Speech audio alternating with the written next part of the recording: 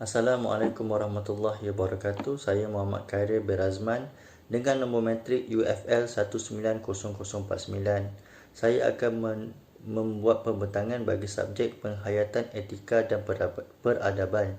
Ini merupakan tugasan secara berkumpulan di mana setiap pelajar perlu membentangkan dua tajuk dan saya akan membentangkan tajuk pertama, apakah peranan pelbagai persekutuan, dan kedua, apakah kepentingan usul-usul tradisi di dalam perlembagaan persekutuan.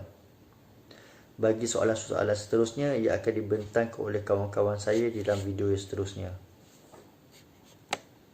Soalan pertama, apakah peranan perlembagaan persekutuan?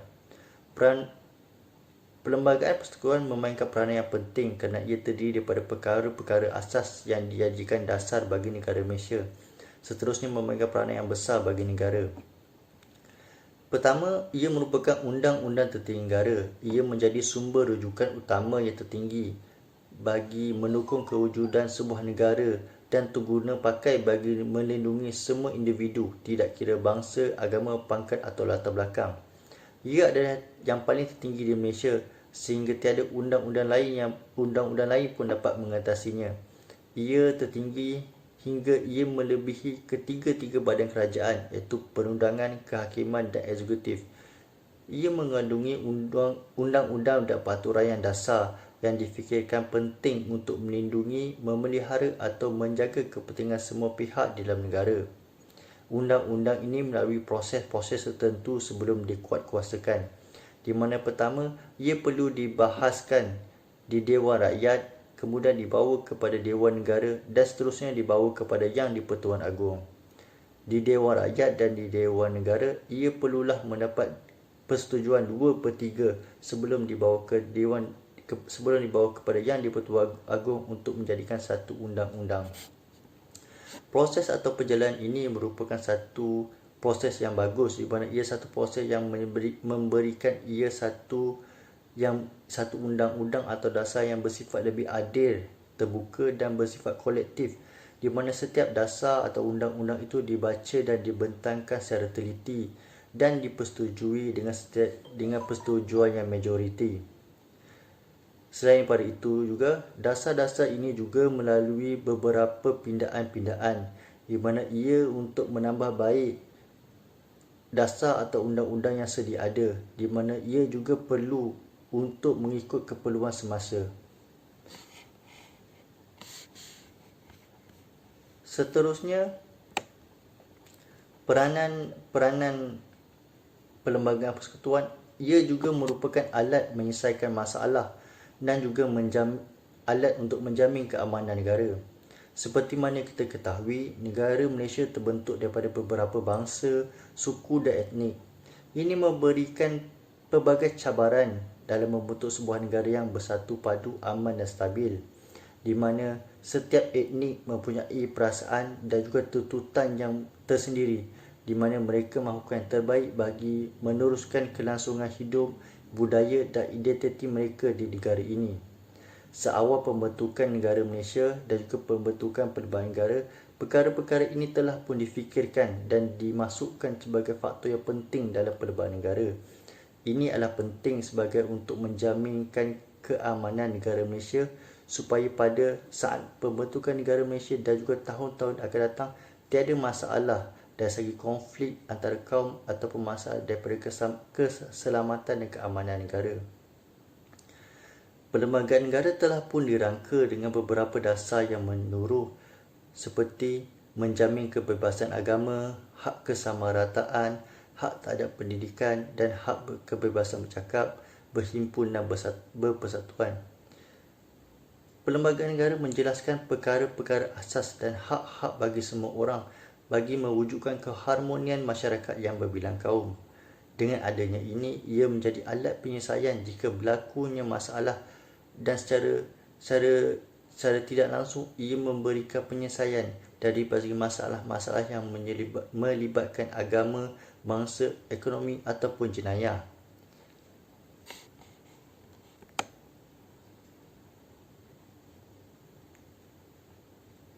Seterusnya, peranan yang dibawa oleh perlembagaan persekutuan adalah ia mengawal kuasa politik dan kuasa pemerintah.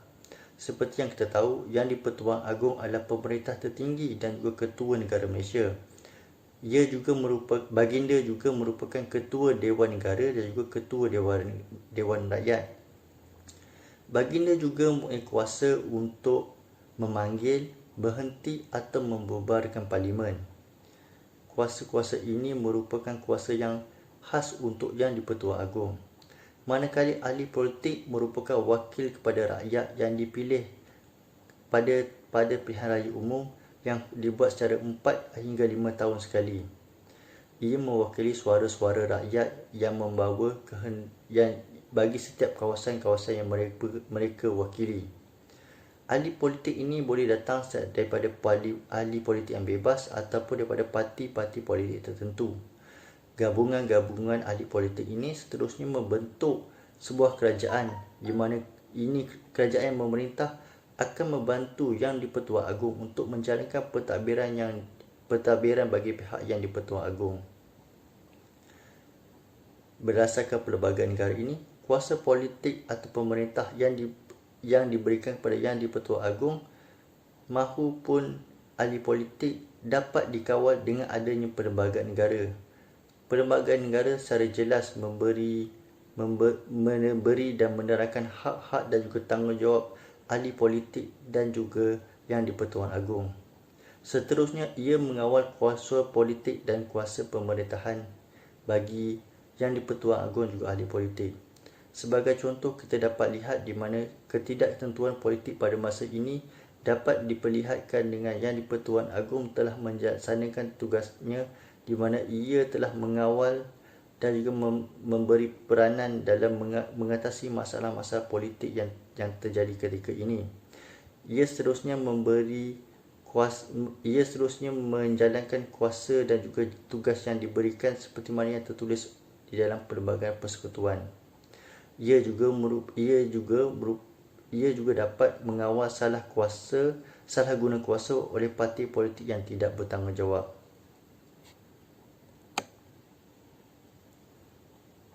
Soalan kedua, apakah kepentingan unsur-unsur tradisi yang terkandung dalam Perlembagaan Persekutuan? Di dalam Perlembagaan Persekutuan, terdapat unsur-unsur tradisi yang dimasukkan, iaitu elemen Raja dan Sultan yang merupakan unsur tradisi yang masih dikekalkan daripada zaman dahulu dan dimasukkan ke dalam Perlembagaan Persekutuan. Selain daripada itu, perkara-perkara seperti bahasa Melayu, agama Islam dan juga hak keseimbangan orang Melayu secara tak langsung juga merupakan perkara-perkara yang terhubung kait dengan perkara tradisi yang telah lama berakar umbi di dalam Melayu dan juga dibawa masuk ke dalam Perlembagaan Persekutuan. Unsur-unsur tradisi yang terkandung dalam Perlembagaan Persekutuan adalah Raja berperlembagaan. Ia merupakan sebagai pelindung hak istimewa dan juga ketua agama. Seperti mana yang kita tahu, sebelum ini tanah Melayu dikuasai atau diperintah oleh sultan-sultan atau raja. Ia telah melalui proses ini selama beribu-ribu tahun. Seterusnya, pada ketika datangnya penjajah, kita masih mengekalkan lagi kaedah pemerintahan beraja ini. Dan apabila kita telah mengalami perubahan politik dan kita ke arah kepada kemerdekaan, perkara ini masih dikekalkan dan dimasukkan ke dalam Perlembagaan Persekutuan, di mana sebelum ini kuasa raja telah dihapuskan ketika dalam Perlembagaan Melayu Union, tetapi ia telah kembali dimasukkan ke dalam Perjanjian Persekutuan Tanah Melayu tahun 1948 dan seterusnya menubuhkan Majlis Raja-Raja Melayu.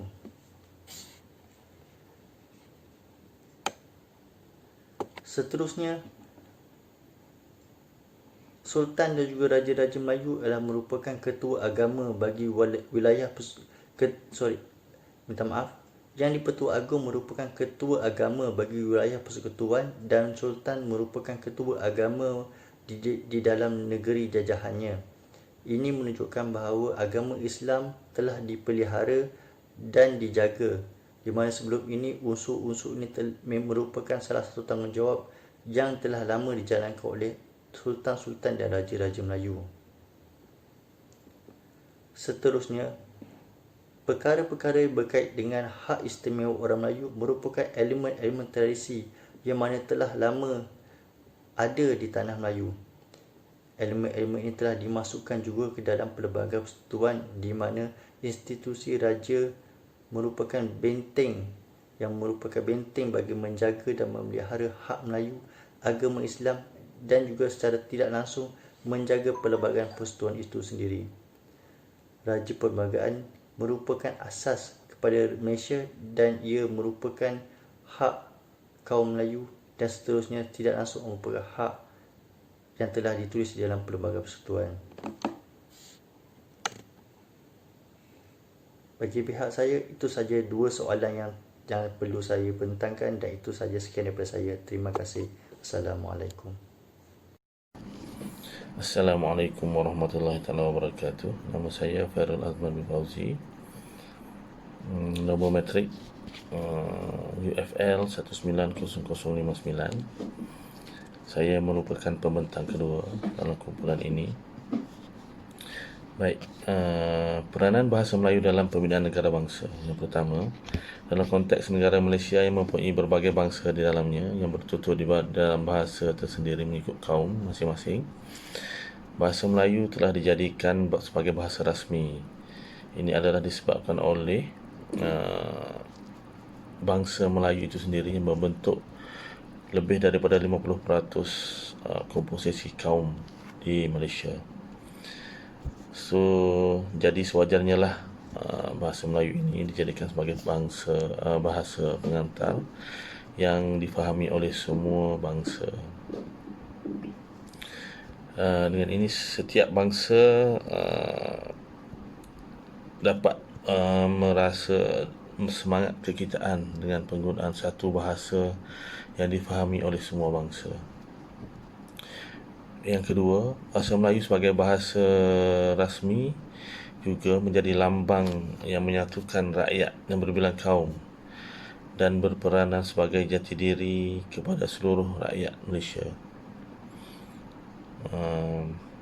Yang ketiga, bahasa Melayu terkenal dengan ciri-ciri istimewa selain daripada terkenal dengan ciri-ciri ketimuran seperti beradab, lemah lembut dan berbudi bahasa ini dapat menyatukan seluruh rakyat yang berbilang kaum yang berada di dalam negara Malaysia ini sendiri. Di dalam dalam politik pula, bahasa Melayu berperanan dalam menentukan kualiti penggunaan bahasa negara bangsanya. Ahli politik sepatutnya lebih menguasai bahasa Melayu. Dengan itu bahasa Melayu dapat dikembangkan, dapat dikenali di peringkat di semua peringkat sebagai melambangkan negara Malaysia itu sendiri. Dan yang terakhir adalah bahasa. Kita selalu mendengar ungkapan bahawa bahasa jiwa bangsa, yang menunjukkan bahawa sesuatu bahasa itu akan maju jika bangsa itu maju. Baik, beralih kepada soalan yang keempat. Bagaimana Perlembagaan Persekutuan dapat menyumbang kepada hak rakyat Malaysia? Perlembagaan merupakan set undang-undang tertinggi bagi negara Malaysia. Setelah mendapat sokongan 2/3 daripada ahli Dewan Rakyat, maka perlembagaan akan digazetkan. Mengapa pentingnya perlembagaan ini digazetkan? Pertama, ianya dapat menjamin kestabilan politik dan seterusnya pentadbiran dalam negara Malaysia. Yang kedua, dapat menjaga hak asasi seperti kebebasan bersuara, yang bermaksud rakyat Malaysia ni bebas untuk menyatakan apa sahaja. Namun perkara ini masih berada di bawah Akta Hasutan agar fitnah ataupun adu domba yang boleh menjejaskan kestabilan kaum ini masih dapat dikawal. Walaupun kebebasan bersuara diberikan. Yang ketiga, melindungi kepentingan semua kaum dengan jaminan keadilan sosial antara kaum. Yang keempat, perlembagaan dapat membentuk kerjasama dan keharmonian ahli masyarakat. Dengan itu, keamanan dapat dikekalkan. Seterusnya, setiap lapisan masyarakat dapat menjalankan aktiviti harian tanpa perlu rasa takut akan terjadinya perbalahan antara kaum. Ini adalah antara bagaimana perlembagaan dapat menyumbang kepada hak-hak rakyat Malaysia. Sekian, terima kasih. Bismillahirrahmanirrahim. Assalamualaikum warahmatullahi wabarakatuh. Nama saya Amin Norman Mizan Anwar. Saya adalah dari grup 1 untuk membuat pepetangan tentang soalan nombor 5 dan akhirnya kepada kesimpulan. Okey, soalan nombor 5, sebelum tu saya nombor matrik saya adalah UFL 19043. Bagaimana kita dapat mentabatkan bahasa Melayu dalam konteks semasa? Okey. Mementabatkan bahasa Melayu sememangnya menjadi tanggungjawab kita sebagai rakyat Malaysia. Okey, yang ciptakan tanah air. Malaysia pada dulunya yang disebut sebagai tanah Melayu mempraktikkan bahasa Melayu sebagai satu bahasa perantaran antara kaum, walaupun semasa kedatangan China dan India. Mereka cuba memahami bahasa Melayu pada ketika itu untuk tak kiralah dari segi perniagaan atau segi pekerjaan ataupun dari segi perniagaan bagi kaum-kaum yang datang daripada negara China dan India. Okey, namun hakikatnya di kalangan rakyat Malaysia, terutamanya kita boleh bincangkan perkara ini tentang orang Melayu sendirilah. Penggunaan bahasa Melayu ni kurang diperluaskan dari semua sudut lah. Dan kadang-kadang penggunaannya sangat lemah dari segi tata bahasa, dan mengikut pada peredaran semasa zaman moden seperti sekarang, banyak bahasa Melayu yang apa kita katakan, yang dimodifiedkan dengan bahasa rojak. Okey.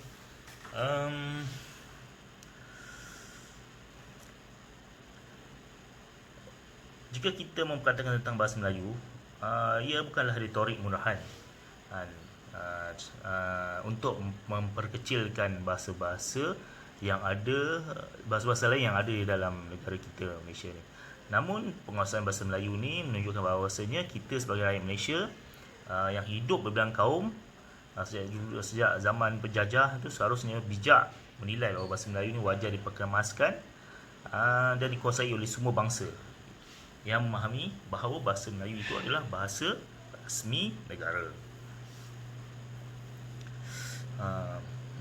Ada satu ketika tu DBP, Dewan Bahasa Pustaka, pernah mencadangkan bahawa bahasa Melayu ini dijadikan bahasa rasmi ASEAN, kerana mereka berpendapat bahawa bahasa Melayu ini ramai dipertuturkan oleh negara-negara ASEAN, sehingga ke tahap itu DBP cuba membawa bahasa Melayu ini ke peringkat ASEAN dan memperluaskan penggunaannya. Okey, bagaimana kita boleh mentabatkan bahasa Melayu ini sendiri? Kita boleh lihat dari segi sudut pendidikan. Sudut pendidikan tu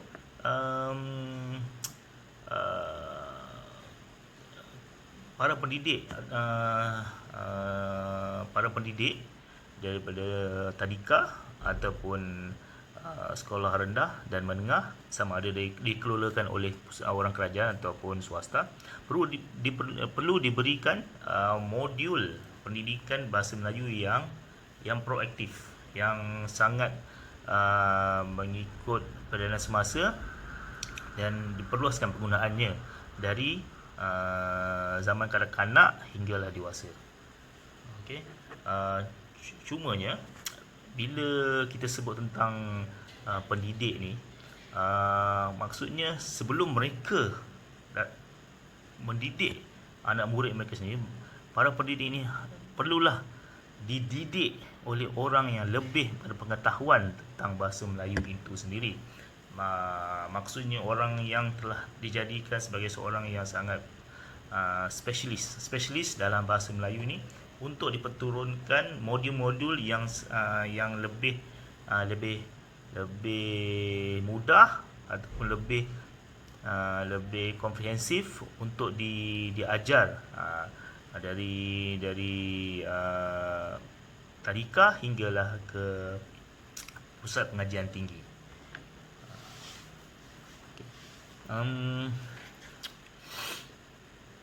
Tak perlu dipertikaikan lagi lah kalau dari segi tahap pendidikan pendidik yang boleh mengajar para pendidik ini, kita boleh memanggil pakar-pakar seperti Profesor Nik Safiah Karim, Profesor Emeritus Dr. Asmah ataupun Dr. Tan Seng Guai untuk berganding bahu dalam memberikan modul pendidikan itu. Okey, dari segi sudut media pula. Dari segi media juga boleh memainkan peranan yang sangat penting untuk memperkenalkan dan mempromosikan bahasa Melayu itu dengan lebih efisien. Ini termasuklah dalam segi cara mereka menyampaikan berita ataupun semasa temu bual bersama sesiapa saja,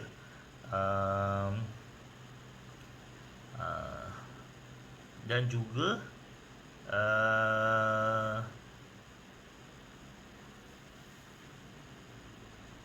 juga ketika mereka menemu bual pegawai-pegawai tinggi kerajaan, ahli politik, ahli sukan maupun artis, dan mereka boleh menunjukkan cara penggunaan bahasa Melayu dengan betul. Mereka, para media ini boleh dikatakan sebagai duta secara terus atau tidak kepada masyarakat, kerana masyarakat pada amnya selalu menonton televisyen atau mendengar radio ataupun mendengar ucapan mereka semasa temu bual khas ataupun program-program yang telah disediakan oleh pihak Kementerian Penerangan. Okey. Dan juga para artis juga tidak terlepas daripada menunaikan tanggungjawab mereka dalam mempromosikan bahasa Melayu itu dari segi mencipta lagu-lagu ataupun karya-karya filem yang menunjukkan penggunaan bahasa Melayu yang sangat teratur dan tertib dan tidak selalu menggunakan bahasa-bahasa pasar dalam industri perfilman ataupun muzik yang mereka buat. Penyanyi-penyanyi seperti M. Nasir, Kopral Tasa ataupun penyanyi rap terkenal macam Malik sangat bijak menggunakan bahasa-bahasa puitis dan juga bahasa Melayu yang sangat canggih untuk bagi mereka untuk mempromosikan bahasa Melayu itu sendiri. Dan yang terakhir sekali, dari segi politik yang sangat memainkan peranan yang sangat penting untuk mempromosikan dan juga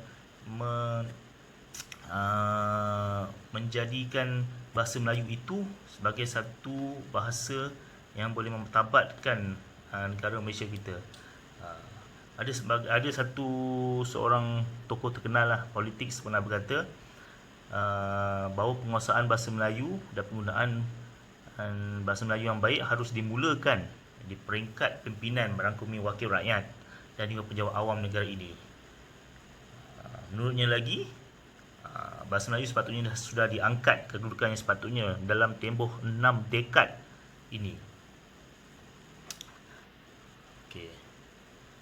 Itu apa yang dikatakanlah Setiap wakil rakyat dan penjawat awam tidak kira sama ada bangsa Melayu, Cina atau India, Kadazan, Burut dan lainnya perlu memberi penekanan dalam penggunaan bahasa Melayu sama ada di dalam parlimen ataupun di dalam Dewan Negara. Dari situ kita rakyat Malaysia dapat melihat dengan terus bagaimana mereka menggunakan bahasa Melayu dengan betul.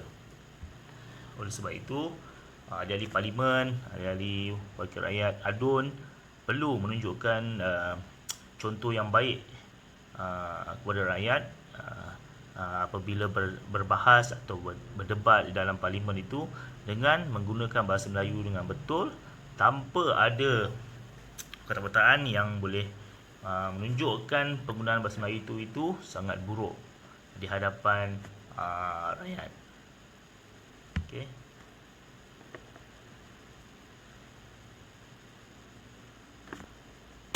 Okeylah, itu adalah tiga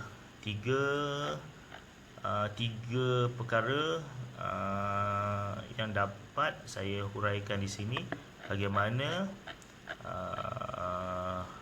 dapatnya kita untuk mentabatkan bahasa Melayu tu dalam konteks semasa, dari sudut pendidikan, dari sudut politik dan juga dari sudut media. Secara kesimpulannya dapat disimpulkan sini bahawa peranan perlembagaan persekutuan daripada soalan 1 hingga soalan 5 saya rumuskan peranan perlembagaan persekutuan itu amat penting kerana ia terdiri daripada beberapa perkara asas yang dijadikan dasar kepada negara Malaysia, seterusnya memainkan peranan yang besar untuk negara. Okey. Dan tiga perkara yang merupakan peruntukan utama di dalam perlembagaan iaitu bahasa Melayu, agama Islam dan hak asasi orang Melayu secara tidak langsung berhubung kait dengan unsur tradisi yang telah berakar dalam masyarakat Melayu dibawa ke dalam perlembagaan persekutuan. Bahasa Melayu pula berperanan sebagai jati diri kepada seluruh rakyatnya yang bilang kaum dan juga berperanan sebagai bahasa perpaduan yang merupakan elemen yang sangat penting dalam masyarakat Malaysia yang berbilang bangsa yang bertutur mengikut bahasa kita masing-masing. Perlembagaan persekutuan juga dapat menjaga keselamatan dan kesejahteraan rakyat di mana hak asasi seperti kebebasan bersuara dapat dilaksanakan. Namun, tahap penguasaan bahasa Melayu dalam Malaysia khususnya dalam aspek lisan dan tulisan harus diperbaiki penggunaannya dan menjadi tanggungjawab semua pihak yang terlibat dalam perkembangan bahasa Melayu, terutamanya para pendidik, media massa, ahli politik dan ibu bapa untuk memastikan bahasa Melayu digunakan dengan betul agar masalah ini tidak berlarutan sehingga mencacatkan nilai-nilai penggunaannya di peringkat nasional maupun antarabangsa. Jika kita mengkaji sejarah, penaklukan suatu bangsa dan negara itu sememangnya melibatkan penggunaan bahasa penaklukan dalam komuniti yang ditaklukinya. Jadi, marilah kita bersama-sama berganding bahu dalam mementabatkan bahasa Melayu sebagai bahasa ilmu sekaligus mencerminkan sikap kita mencintai bahasa kebangsaan yang merapatkan hubungan kita sesama kaum di Malaysia yang sangat unik ini. Sekian, terima kasih. Wabillahi taufiq wal hidayah. Wassalamualaikum warahmatullahi wabarakatuh.